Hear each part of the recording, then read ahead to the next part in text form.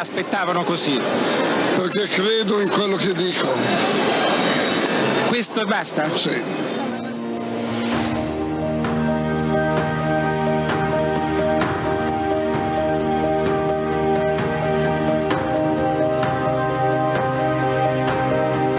Don Giussani ha generato un popolo e io faccio parte di questo popolo.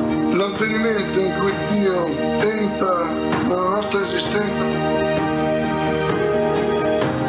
e tutti, colpiti da una curiosità, sospendono per un istante l'ora e guardano dalla parte da cui viene il grido.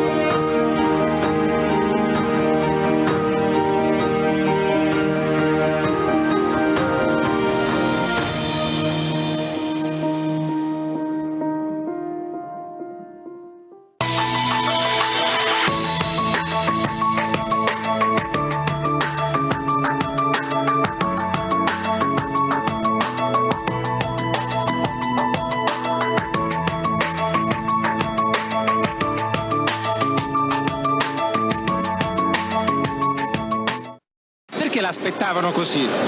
Perché credo in quello che dico. Questo e basta? Sì.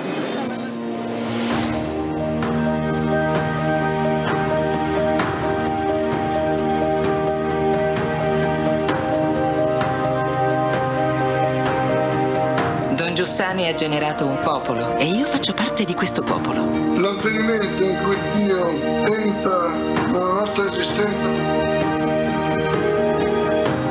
e tutti, colpiti da una curiosità, sospendono per un istante l'ora e guardano dalla parte da cui viene il grido.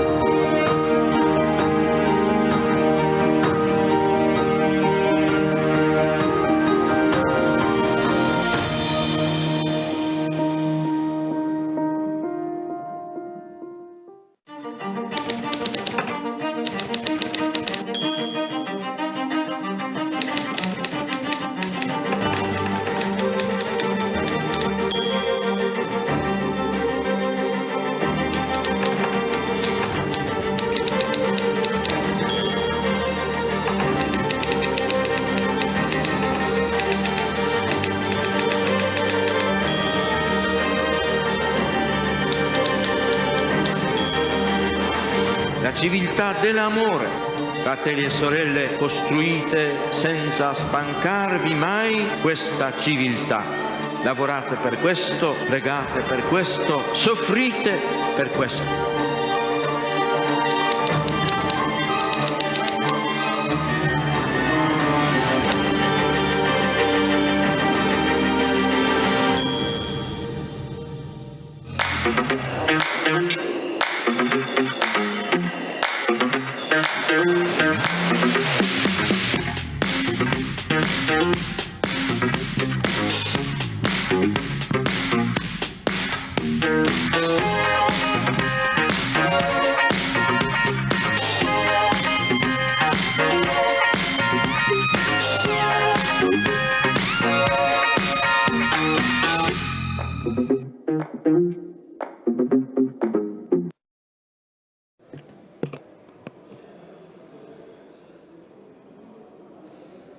Good afternoon and welcome to this session.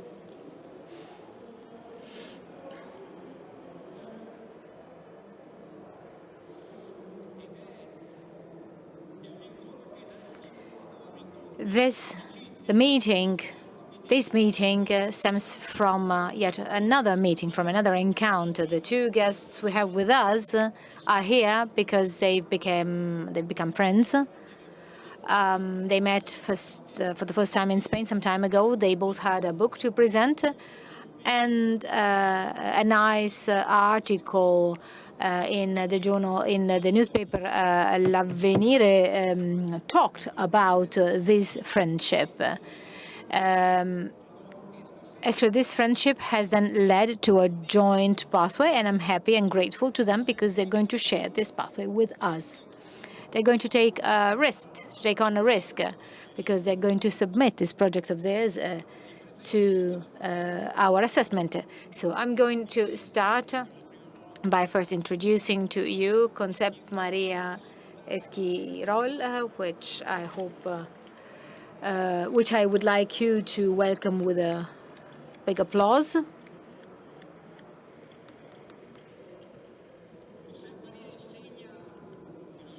He is professor of philosophy at the University of Barcelona, and he is also the head of Aporia. Aporia is a research group in contemporary philosophy.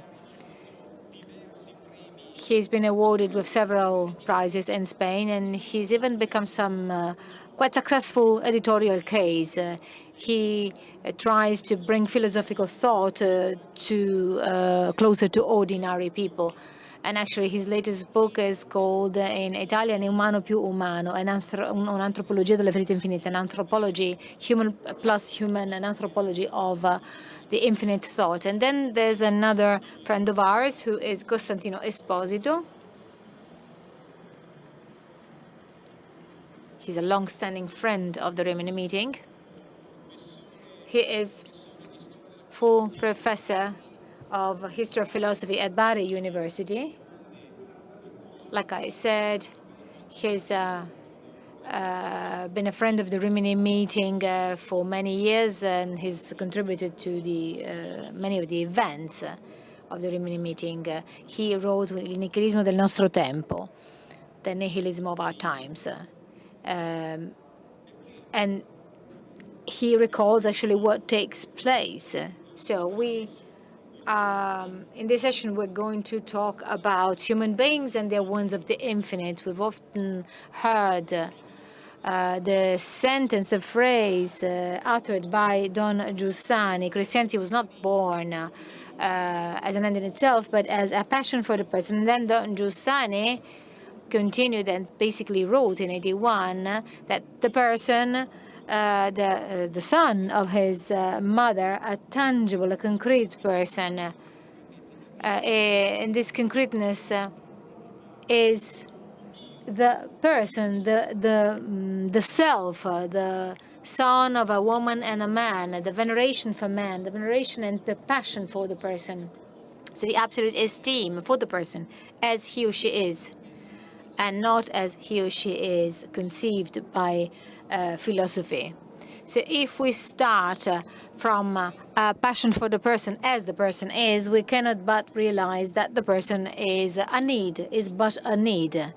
And this ever since the moment when he or she is born. So I would like to start by asking José Maria Esquirol what he means by this cry, by this infinite wound that characterizes our humanity. First of all, I would like to thank the organizing. I would like to thank the organizers of the Rimini meeting for inviting me. In particular, I would like to thank Costantino. I would also like to apologize because I do not speak Italian very well. I will try and make myself as intelligible as possible. And to answer your question, how can we talk about a wound?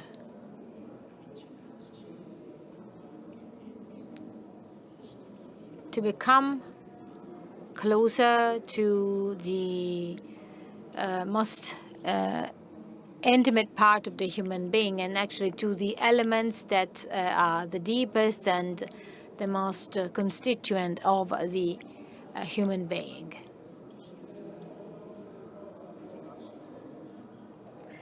When we try and define what human means, whenever we have tried to define what human means, we have always focused on power or on capacity. It has, for example, been said that the human being is a rational animal. In other words, the animal that has the capacity and the ability to think. He's capable of reason. It has also been said that the human being is the homo technicus, so the person that is capable of transforming institutions. So we are not only capable of adapting ourselves to the rest, but also to transform everything. It has also been said in a more original and acute way. Nietzsche used to say that the human being is the being that is capable of promising, and this is an incredible power. A promise is a way to, in a way, project our will to the future. And if you think about that, this is very interesting.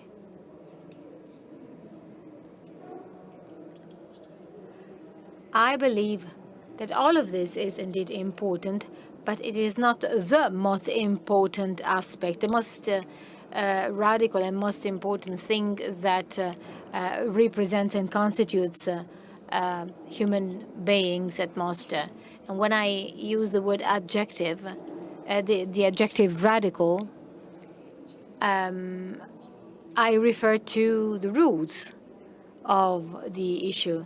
There's even one more fundamental thing, which is being open. So the human being is an open human being. He or she, the human being is porous. Their skin is porous. Their heart, and the heart is a symbol. I mean, when we talk about the heart of the human being, that means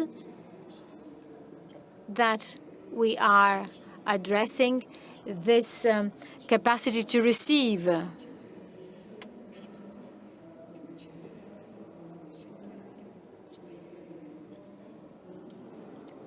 So the idea is that of a human being, like I said, who is open. And sensitivity goes hand in hand with this openness. Or, like was mentioned before, vulnerability, as well as passivity in quite an unusual way. Being passive is not the contrary than being active. Being passive means the ability of receiving. So this is the movement that is made. I'm going to rephrase myself. Our passive nature is the condition for passion. It is not by chance that passion, so the passion for the person, passion and passivity, it is not by chance that they have the same root in their words. This means that they do not contradict themselves. They do not mutually contradict themselves, but they express the possibility that something comes to us, and that marks the beginning of a movement. So this movement is not our movement. This is our movement. This is passion, and this is passivity. So who is the human being? A human being is someone who is very open. He or she are so open, so this openness is so wide that what we get is not only something tangible, something peculiar, but it is also something that is infinite. So we have a wide openness, and therefore what we receive is to a certain extent infinite. And by infinite I mean that it cannot be defined. So what kind of infiniteness do we get? We certainly get love as something infinite. So love is infinite to a certain extent, and this is something that we receive and that we are touched by. But we also receive the nothing, so to say, the nullity. For example, the nothing characterized by death. We are all touched by that. And this nothing is in itself also something infinite. How can you define the nothing? It's impossible. So love and nothing are infinite, as well as the world, so the depth of the world. This is something that actually pierces us, that goes through us. And the very same life is infinite. So this light and this warmth of life, the experience of life, which is light and warmth at the same time, has in itself something infinite. That is why I say that the human being is the person, the being that is hit by the love, he's hit by death, by the nothing, and by the world. I think that there are really many things here at the Rimini meeting that can show us what Jose Maria is describing. For example, the photos by Gaspar, they are a plastic illustration of what you have just said. Costantino, what does this infinite capacity of being open tell you? I would like to start from what Jose Maria said. I am very much interested in this capacity. When we talk about capacity, we normally mean capacity as performance, as power. So we mean something that we can finalize. We refer to the fact that we can implement and finalize certain objectives. That's, of course, one of the possible meanings, but not the most fundamental, not one of the most essential meanings of this word. So competence, performance, capacity. And the most important, the most essential competence and performance and capacity is the one that most resembles the expression that this can contain 100 liters oil or wine. Capacity means the ability to receive. It is this passivity. And this passivity is the hidden root of any of our passion. But I would like to make a step forward. When we talk about a wound as a capacity of the infinite, this tells us that the wound is not a handicap. It is not something that we do not have. It may be a handicap, it may be something that we do not have, but we should not emphasize it so much. We should look at it as is. It is something quite ambiguous. It is. It has in itself a lack and a desire, an absence and a promise. And the beautiful thing of the human being, of the person, is that it can be both things. We are not beings of this lack. What we do not have is our ability questo, ma è una risorsa. To relate to this lack.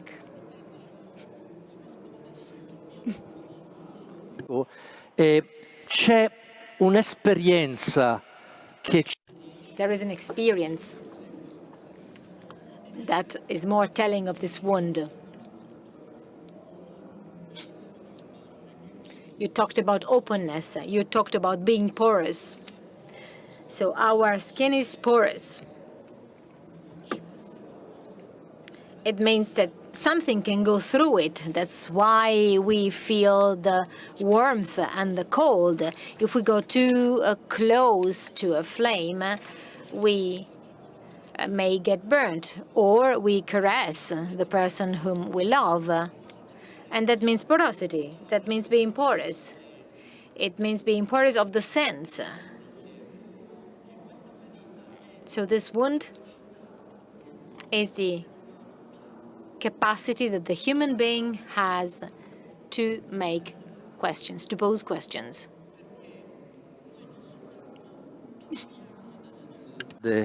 Ma noi siamo We do not only have questions to ask, we ourselves are a question. Ourself is injured by reality. It is as if reality leaves traces. So the world leaves scars. It leaves traces on our own self. So, for example, the encounters we make, the things, the people. So in our living flesh of our being, it leaves its traces. And as a matter of fact, we are touched by something, and therefore we can become attached to someone. And this is a wound. I've dealt with peculiar writers and thinkers, and because of this, the question is first and foremost not so much a theoretical activity. It's not so much a speculation. It can be that as well. Of course, you have to reach that stage. You have to be aware of the sense of the meaning. But we are ourselves this question. When we wake up in the morning, we have to have this question. If we hadn't had this question, which is not, like I said, a theoretical question, we do not think who we are, but we do live this expectation, this desire, this promise.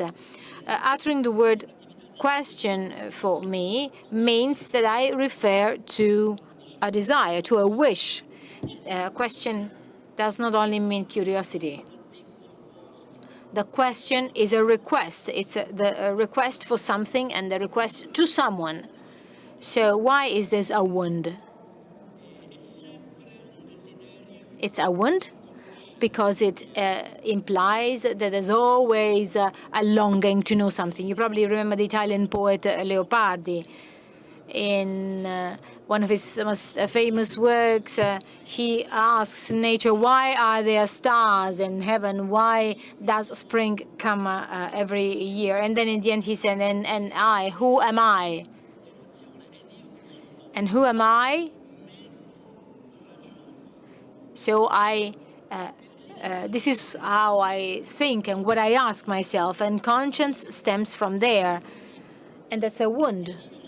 Because I am this question, but I do not have an answer. So it's a constantly open answer. So what does it mean to take care of this wound as if we would like to heal it, to close it? So we want to find the answers. But what do we mean by this treatment, so to speak, this cure? Because in his book, that's what he deals with, this cure. The theme of the cure is is ancient. The ancient Greeks used to talk about the way we can cure or heal our soul. And this mean is linked with the idea of accompanying, of supporting. We do not want to close this wound.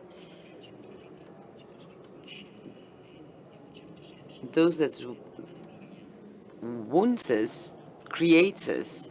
So we should not close anything. We should have just a good way to accompany our thoughts. Thinking is a way to accompany the infinite wound. Something similar to spirituality. This is also a way of accompanying what really is our being. It is not easy to accompany because sometimes what accompanies us is cold, and this is not good. So that's why the thought needs to be passionate. Otherwise, there is no accompanying. And the ancient philosophers used to say. So if philosophy doesn't help us live, it's not good philosophy. This is self-evident. This is really crystal clear. So today we can talk about a cure and,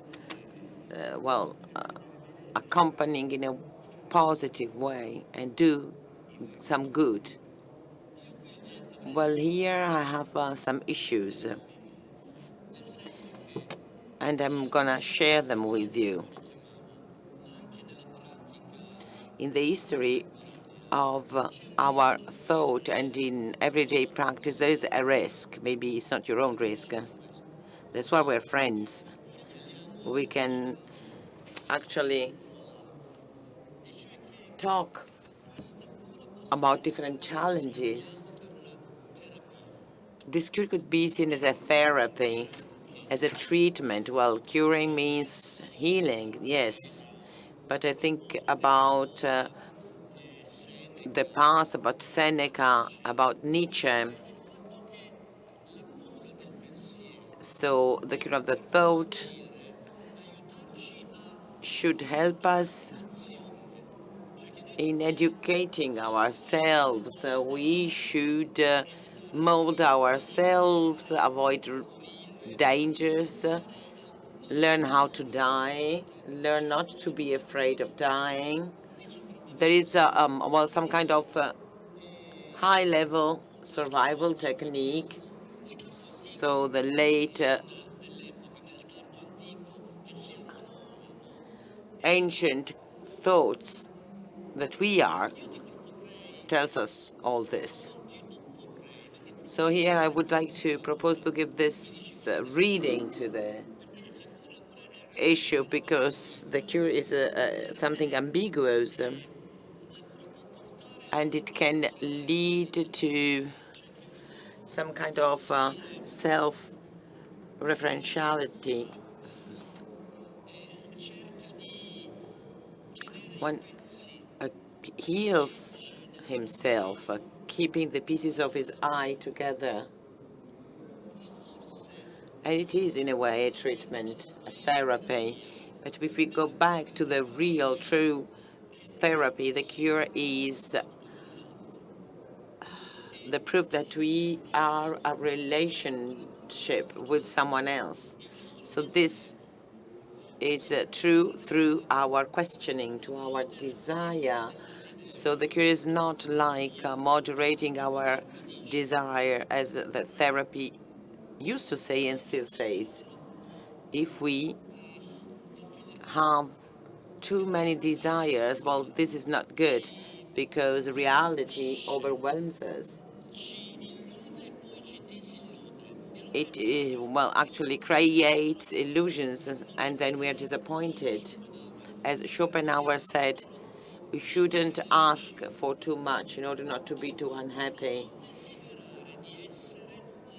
So if you don't want to be unhappy, you shouldn't wish to be too happy. So this is not in line with my thoughts, though. It doesn't reach the level of our question that wants everything, expects everything, the sense, the meaning. Why are we in this world? It's a question that we cannot answer, but we cannot avoid asking these questions. So the cure is understanding that the root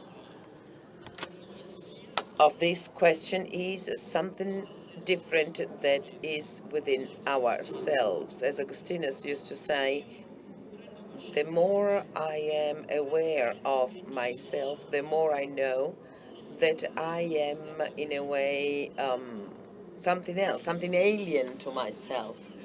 I myself cannot understand myself fully. So this is where the cure starts. I don't know what you think about that.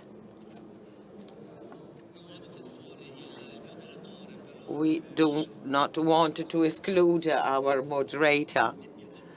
But anyway, I really appreciate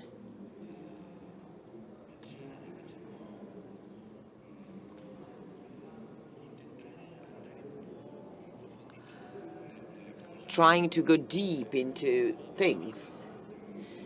This is my life in a way, so that these questions and this debate, well, they are interesting, but I miss the tools, the language to be more precise in my ideas anyway.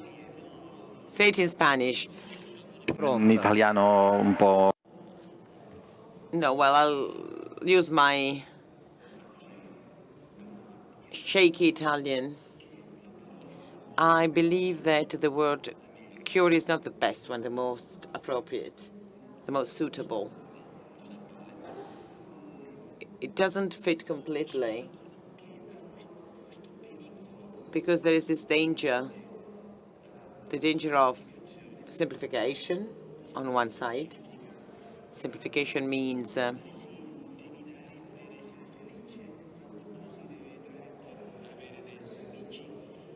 how much do you have to give in order to be happy, in order to have friends? And then there is another more subtle danger, that of individuality, a certain tendency towards individualism, and I agree on this. We should explain that the cure, as Socrates used to see it, was curing from the other, the cure of the relationships with other, of the journeys of the others. So, yes, then I believe that I myself am not Stoic. Stoicism is not introspection, is not individualistic, it's something else. And I agree with you. This is not our path. This is not the kind of protection that the Stoic protection that we have when we face life. This is not the right direction. And in order to say this, in order to talk about this desire, you were telling us about this passion for humanity and everything that is human. I like this language based on what we feel, but also based also on the problems we have. So we talk about feeling some kind of different meanings. This word can have different meanings, but I say this in a very strict sense. So, well, I feel I am living. So this feeling is quite special because not only do I feel,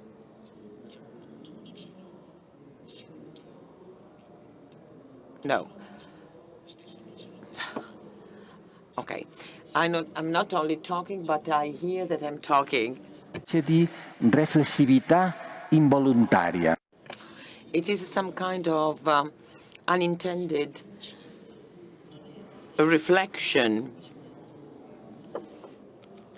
And this is not at the end of meditation journey. Each one of us feel that they are living. So this is a way to characterize the I, which is not isolated, it's not independent, it's not autarkic. It is linked. It is tied to the things and to the world and to the others. So this I is not something closed, shut down. It's a knot of different ties. So to accompany what is human means being able to develop these relationships, these links, these ties with the others and the world. And, well, the word cure here acquires a different dimension, which is not individualistic.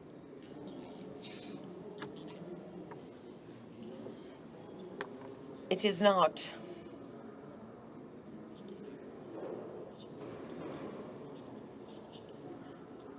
referred to society. I don't like this either.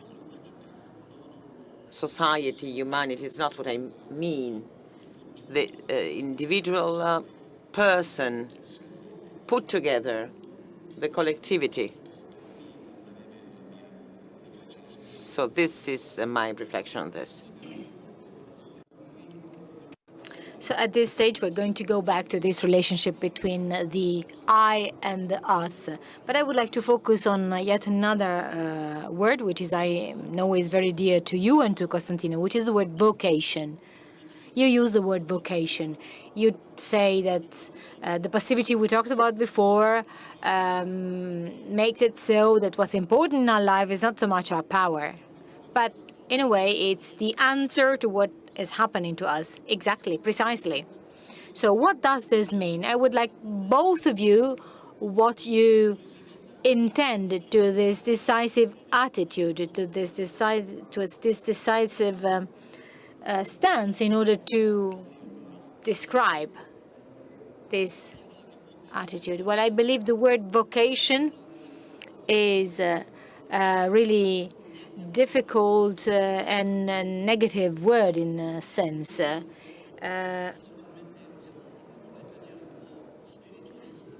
We normally use this word in a notionistic way and with an element of devotion.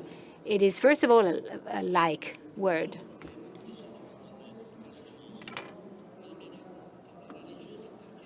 It is a religious word because it is like, or like because it is lay. So it has to deal with perception. You talked about the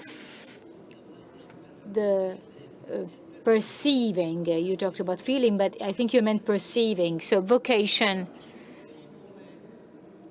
it's not that you give a spiritual elevation of what's material and of what's tangible or daily.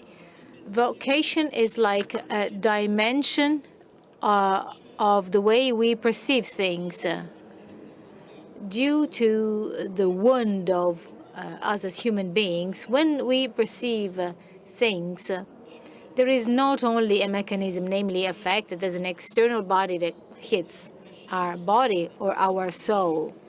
So something external that kind of touches us or depresses us or makes us sad. It is as if there is a surplus, some kind of excess perception, and within perception, it's not something that is outside perception, it is within perception, it is within our own way to feel and perceive things. It is within our way of, in a way, feeling things. This is something that we happen. It is something that makes it so that we then feel called by something or someone else. This has to deal with the mere perception of the human. So the human starts not so much when we are within this interplay between action and reaction, but rather when within this action-reaction interplay, within this mechanical feedback, we perceive that we are there. So, for example, what happens? The flower, the death of our beloved ones, our daily routine.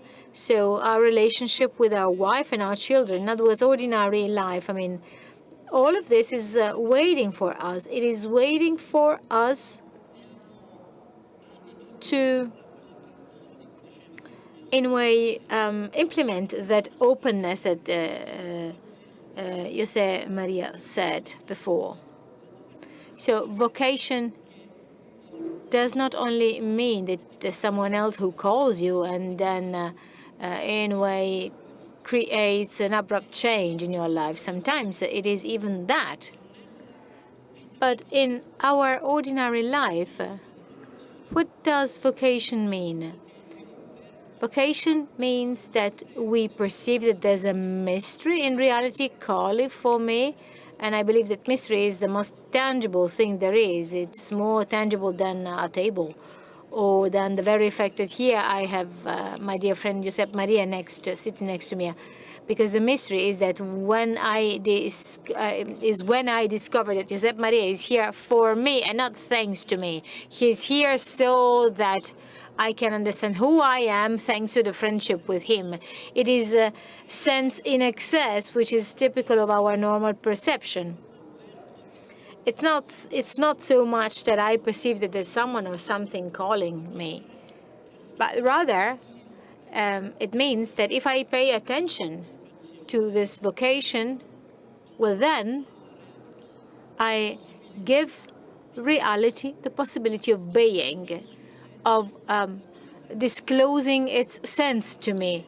So the fact that I notice that I am being called in a way disrupts reality. It makes it possible to what I have, to what I am doing, to in a way reach me, and this leads to the passivity, to reach me by disclosing its sense to me. So the wound becomes something really very, very interesting. Not only am I unable to answer my question, but my question can make it possible for another human being to answer my question. This is what I mean by vocation. I think I can compliment on what you said. I can integrate what you've just said, which is very much in line with what you have just explained. I would like to go back to this radical thought I expressed before. So the question is the following. Life is, of course, made up of many different things and many different movements. What I wonder is, what is the most fundamental movement among all the movements of life? And I say that it is this movement, something that comes to us, something that happens to us. So this movement, you can call it in many different ways, and one possible way is vocation, because this is precisely what vocation is. It means feeling that there's something which is telling you something else. It's so being having a vocation means being touched,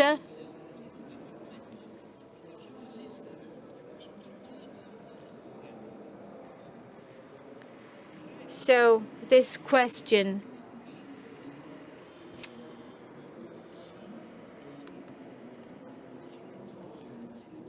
so if things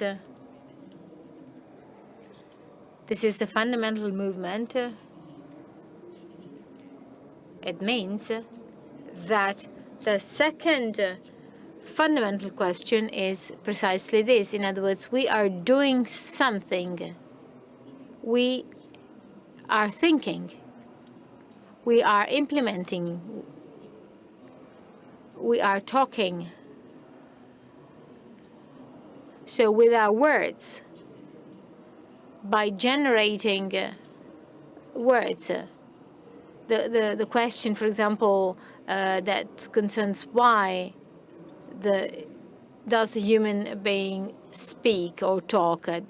She talks because that's a spontaneous act. Is this the reason? I don't believe so. I believe that the human being talks and speaks because he or she answers. So the word, the language is a response. It's an answer.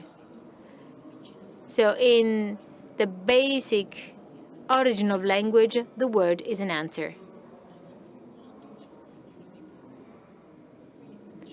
I do not say here is the world, here is the earth, here is the sky. What I say is I'm telling another person, look at this, here's the sky, here's the earth, here are other animals. So I am replying, answering to another person who is asking me a question with her face and who's therefore sending me a vocation, who's vocating me.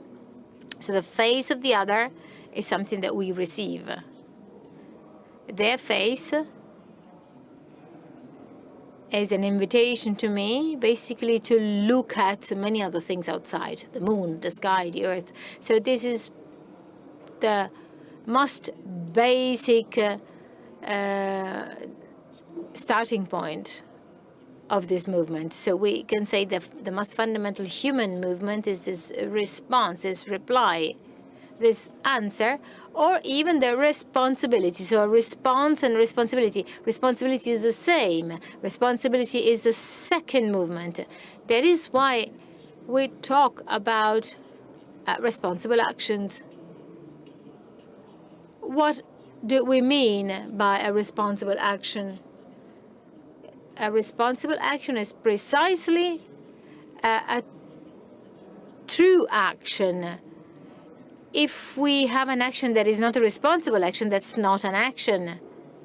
So actions are either responsible or they are not actions at all.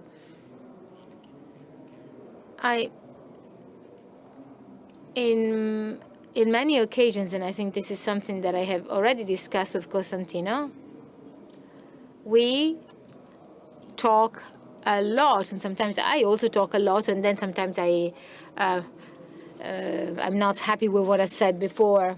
What's most important is action. Of course, we can talk, we can speak, but when we talk well, these words, the words we utter, should also be a way to change things. So our words should, at the same time, be also something, a way to, in a way, already implement things.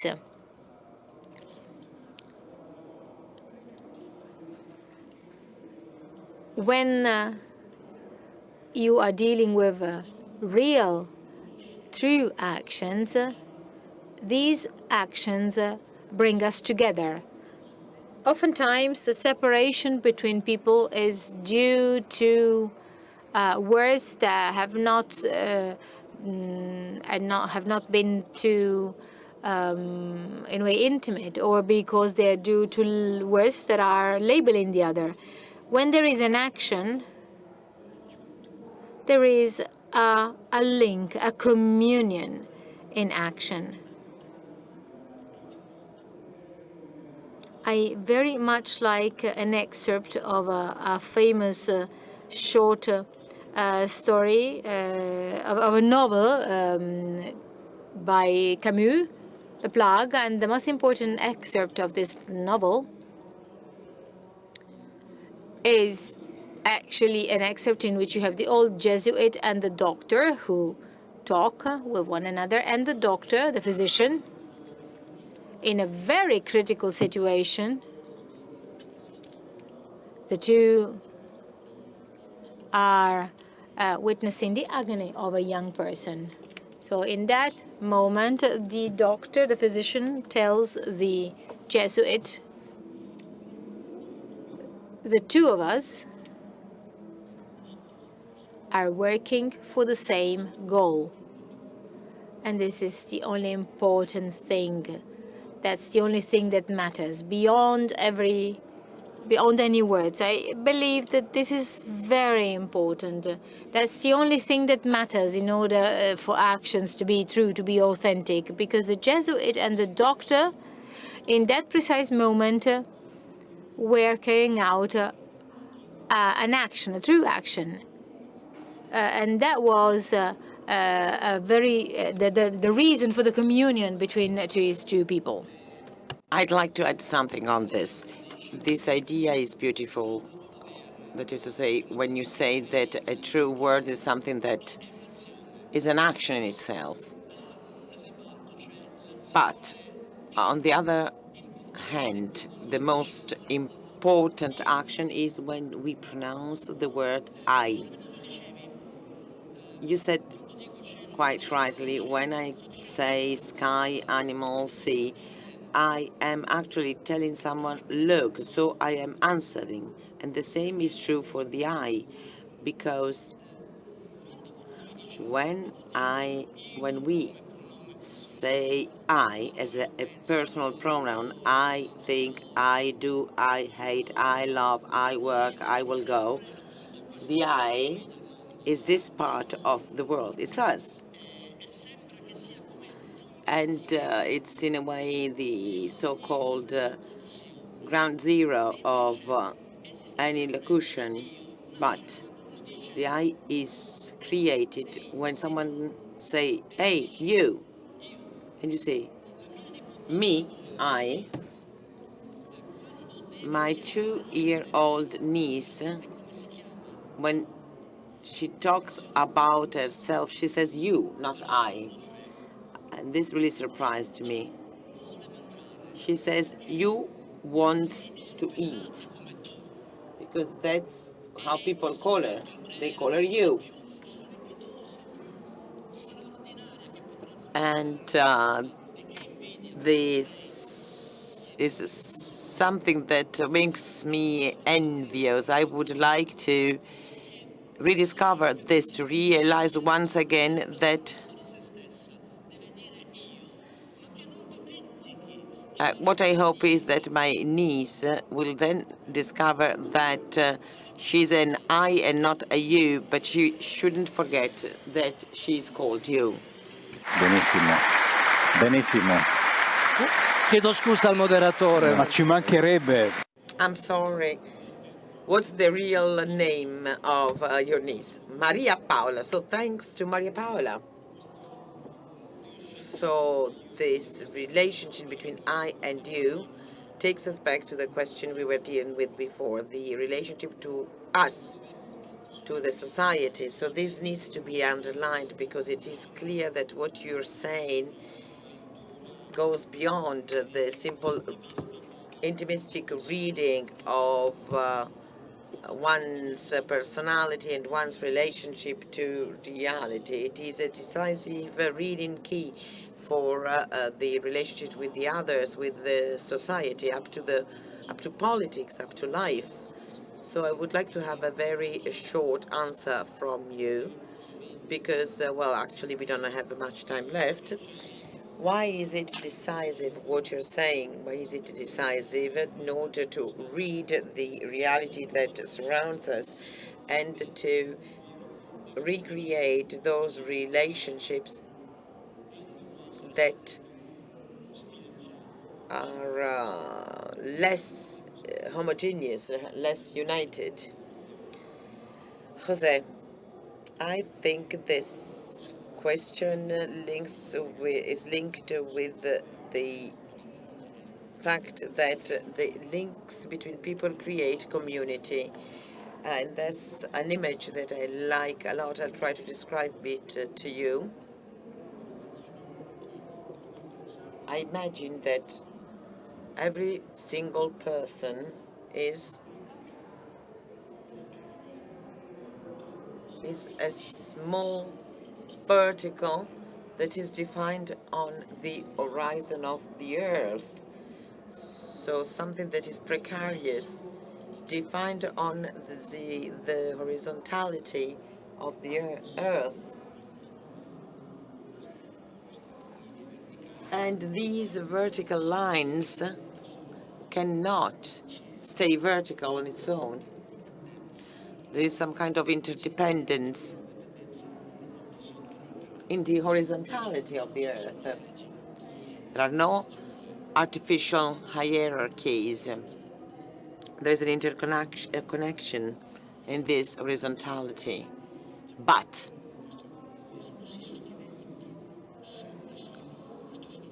you cannot stand alone. So I can live because of the others. My life stands because of the others. And this is not a fault. We cannot say we are interconnected or interdependent as if it was something bad, a mistake. No.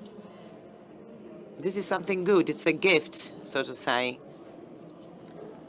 It is something positive, something good, because it is the substance of company.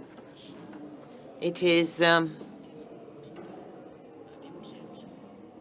what gives meaning to life. It is not a utopic image.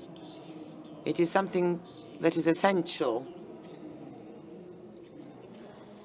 When we go to the basics, that's what we find this interdependent horizontality. So the personal way of thinking is based on links. You and I. You and us.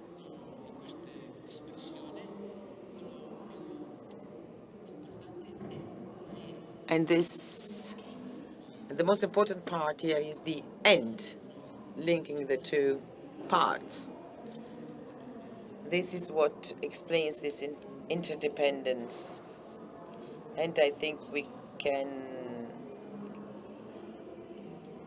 rethink society starting from this root, which is not utopian, but it is basic, so to speak, essential. Well, for me, this us, the essentiality of this us up to politics, is born from something very simple. We were all born. We were born. And the fact that we were born is not so obvious as something that is recorded in our municipal archives with our birth certificate. The fact that we were born was not necessary. That has in itself a desire. So we go back from the beginning to the beginning. We were born, but we are finite not because we will die. Well, this is obvious. The fact that we are not infinite is due to the fact that we will die. But we are finite because we, in a way, started, as Hannah Arendt said, we start in any singular vertical moment of the flow of time. So this is not some kind of social or civil obligation. It is a need that we have because we were born. The need to be together, to be with someone. And I would like to add something more, because we all want to be happy. As the great authors of modern politics said, starting from Machiavelli, you do politics because you want to win against the great lady, that is to say, death. So politics as a form of art or to build a society is a formidable technique to overcome time to overcome death, to even my Italian is not so good, to grasp, to catch something that we can actually manage somehow, that looks some kind of power, so that we can tell ourselves we made it, but we know that we are always, in a way, in danger. But this is not only because we want to be happy, but because at a given moment, politics, more than a technique to avoid dying, but a vocation, a form of vocation, a way to be together, to build society together. So when we say that well, first of all, we were all born and we all want the same thing. Then obviously there are very different ways to get there, but we all want to be happy. We want to last in time. We want to leave a trace, a footprint in our children, grandchildren. But this is not enough. All the great thinkers of the history of politics are always said,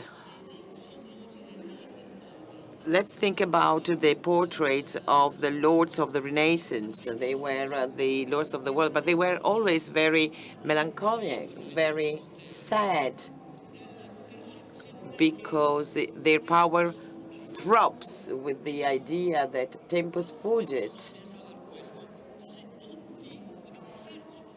So we were born, that's the first thing, and we want to be happy, but we also know that if we know that we are wanted, that someone wants us, that our life in the world is not for nothing, that there is a meaning, that, well, in that sense, politics is no longer a technique to win against death, but also the happy possibility to create and build life.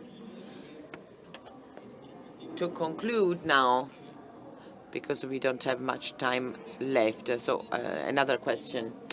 How can we summarize in just one single word the task that comes from these reflections? What should we have to reinforce this passion for me, for the human being? What is the task that we have once we are aware of what we are thinking about? Comincio. Guarda, io credo che il compito Well, I think that this task, just in one word, is to keep the uncertainty of asking open. That doesn't mean that there are no answers. There are answers, but the real answers, well, we do recognize the real answers when we meet them. Real answers are those that reopen or re-ask the questions. There was a moment in history when someone said, I am the answer. That was Jesus Christ. I would say this also if we were among people who do not believe.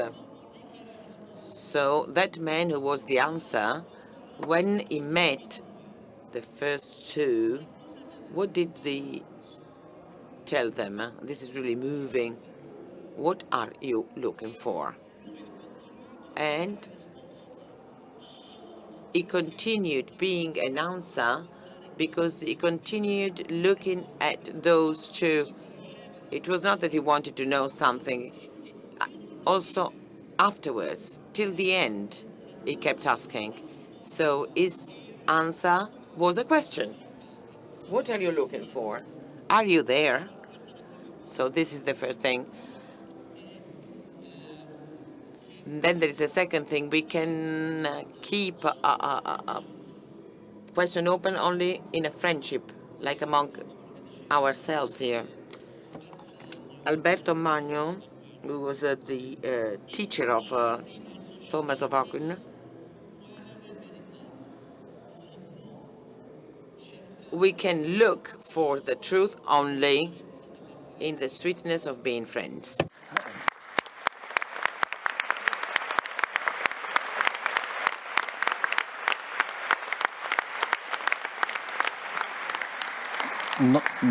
Sì, non è facile di fare un... It's not easy to draw these conclusions. Collego a una cosa che ha detto But I'd like to go back to something Costantino was saying before when he talked about being born. Well,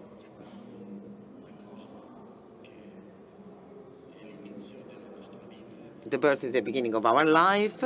It is a precise moment, the day we are born. But we can also say that being born, is something continuous, that's something that never stops. We are born every day. It's like in metaphysics. In the Middle Ages and in modern metaphysics, we talk about a continuous creation. We could even talk a continuous birth. It's a normal experience, the experience of life. This experience, the experience of being born to be in the world every day, this experience is incredible.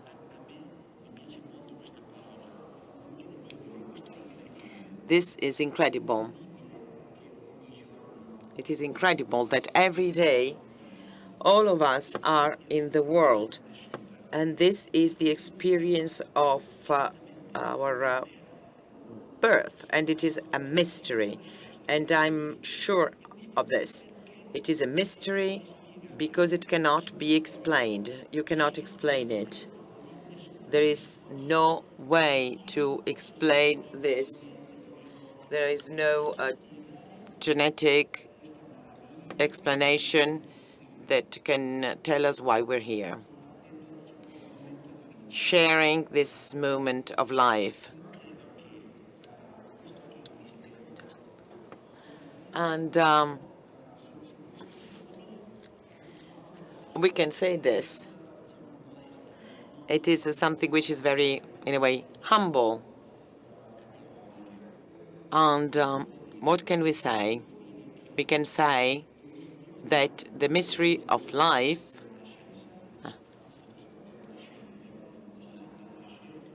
the mystery of being born is a mystery that is deeper than that of death, because the mystery of death depends on the mystery of a life and not vice versa. So yes, we have to speak about the mystery of death, because also death is a mystery, but this mystery depends on the mystery of life. So this experience of the force, of the power of life, I believe in the end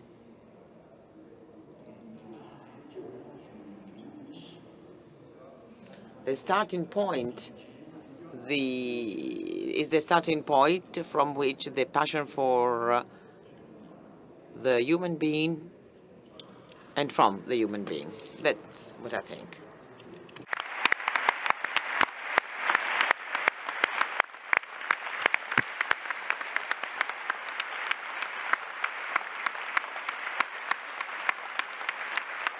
Bello, Grazie. bello.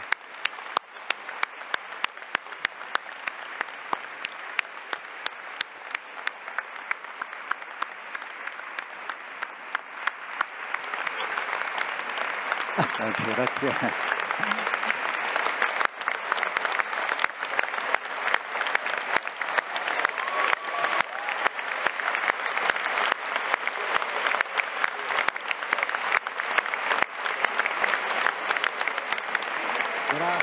Grazie Josep. Thank you, Josep, and thank you, Costantino. I have nothing else to add. I would only like to express my gratitude. When Costantino talked about the relationship of Constantino said that actually the syntony between us stems from the bottom of our life. And I think that this syntony has been shared. So this friendship has now been extended to all of us who are here in this room with you. And we cannot but be grateful to you for this. That is because actually you have not added words to reality, but we've just looked at reality, at yourself, at the other, and at reality as such. Thank you very much for this common pathway. And in order for us to continue this pathway, we will always remind you that it is, if you want, ask you to donate. We ask for your help. These sessions, these meetings actually happen only thanks to to your work. So if you want, you can tangibly help the Rimini meeting by donating along to the Rimini meeting. There are desks throughout all the fair labeled with a red heart, and this makes it possible for us to continue experiencing things like what we have experienced this evening. By the way, from this year, the Rimini Foundation has become a third sector entity. So if you donate to the Rimini meeting, you can also deduct that donation from your tax declaration. You can have tax benefits. Thank you again, and please help us continue this pathway like the one we've just described. Thank you.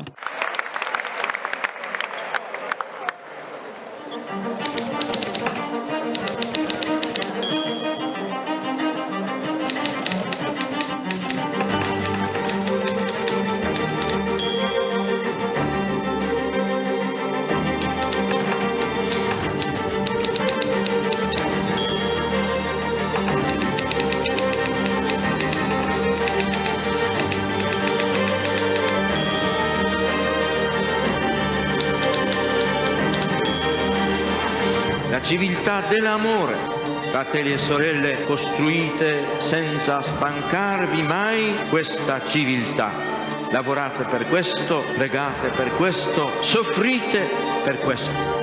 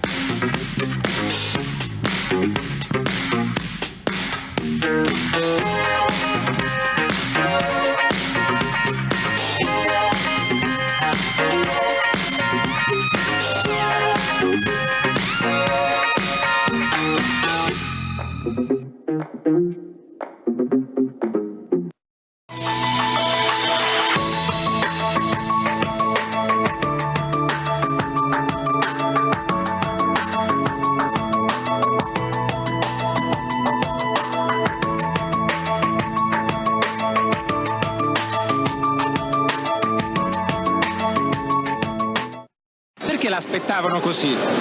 Perché credo in quello che dico. Questo e basta? Sì.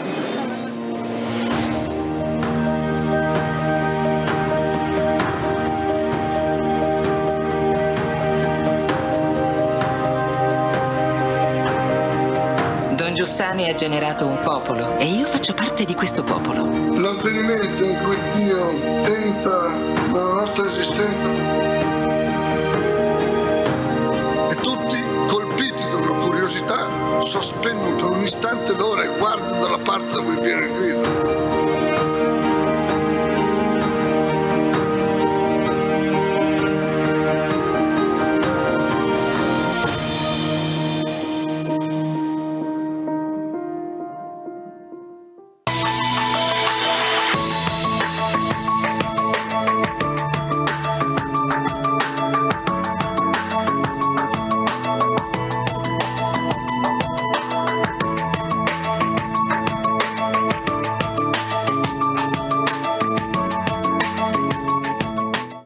Perché l'aspettavano così?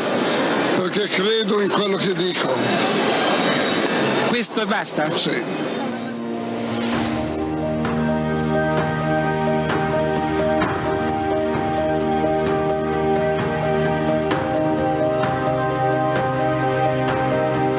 Don Giussani ha generato un popolo e io faccio parte di questo popolo. L'avvenimento in cui Dio entra nella nostra esistenza e tutti, colpiti da una curiosità, sospendono per un istante l'ora e guardano dalla parte da cui viene il grido.